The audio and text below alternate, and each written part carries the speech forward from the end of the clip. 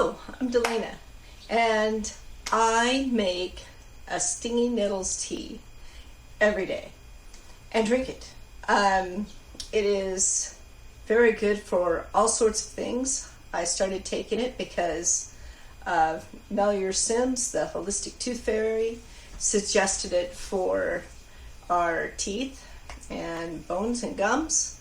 But I also found that it had a lovely effect on some of my menopause symptoms that I was having. And it's also supposed to be really good for allergies. So everything is blooming right now and I'm not sneezing, so I'm thinking it's a good thing. But you know, all bodies are different, so you just have to see what works for you. But I wanted to share with you today how I make the nettles tea, because it could be kind of complicated when you're dealing with a lot of product and not a lot, and it loose, I guess is what I'm trying to say. A lot of product that's loose, and you're going to brew this for 4 to 6 to 12, somewhere in that window.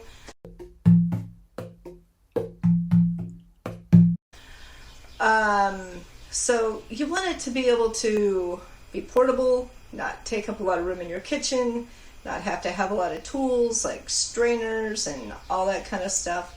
So I'm just going to show you what I do. Makes my life a lot easier. Alright, so here we go. I'm just going to turn the little camera for you. I have already boiled the water, and I've let it cool down so that it's not quite full temp. And let's see. And then we use one of these lovely little French presses, or as the Aussies call them, I found out, plungers. So we have, this is just over a 17 ounce, it's probably a 20, there's 17, might be 18. Anyway, it's a short little French press. And then we get our nettles tea from iHerb. I don't really have a preference of where you get it. It's all the same to me. But this is how we do it, just because we can get so much of it at one time. So we put half a cup. So I'm going to use a quarter cup just because it's easier to put it in the French press. So there's 2 of those. And yeah, I kind of make them heaping. Doesn't really matter how heaping or not heaping it is. And we just put that in. And then you add the water. And I don't fill it all the way up because I don't like the herbs to be sitting on the metal strainer part. So I leave it a little lower. We're going to stir that down a little bit, just so that all the herbs are wet and already brewing. And then at 4 o'clock, this can be my afternoon snack. It's not the most pleasant of flavors at the beginning, but you get used to it. And we like to drink it more like room temperature, not hot because I don't want to sip it, and not cold because I don't tend to like cold drinks anyways. But if you tend to like cold drinks, you might like it better cold. Alright, so we're going to just leave it like that. It's going to sit right there and brew for the next 4 to 6 hours. And then we are going to drink that yumminess down. Totally health in a mug. Alright. Thanks for watching this, and I hope it helps you, and I hope it makes you curious about stinging nettle. Just in case you don't understand what I'm saying, stinging nettle leaf tea.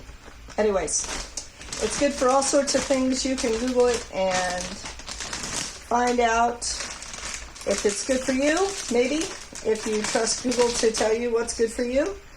Or you can ask your body and just listen to what your body says. Maybe your body says, hey, I'm kind of curious about that. Let's give that a go. And if so, then I say, go for it.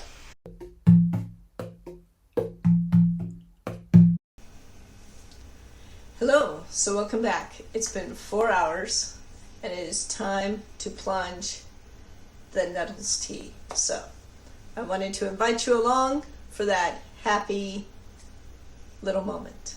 All right, I'm going to turn the camera for you.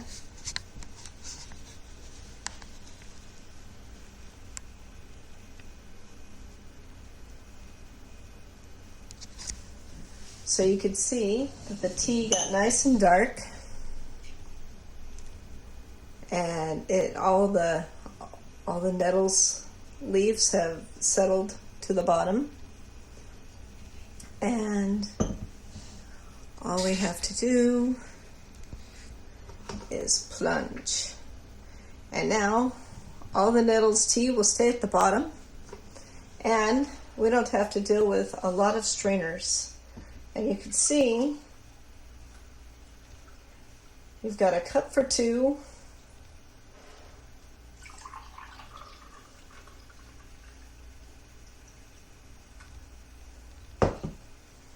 and that is the beautiful color that is nettles tea. Now, if you've not done nettles tea before, you might find that the flavor is really strong. It is. We put a half a cup of herbs in there, so it would be. But you get used to it. And like I said before, if I wouldn't drink it hot necessarily because I don't want to sip it.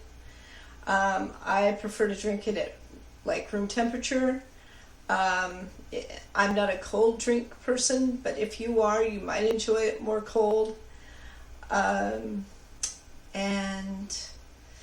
yeah, you'll get used to it, and it's really good for you. So, you know, and if you find that it doesn't work for you, don't drink it.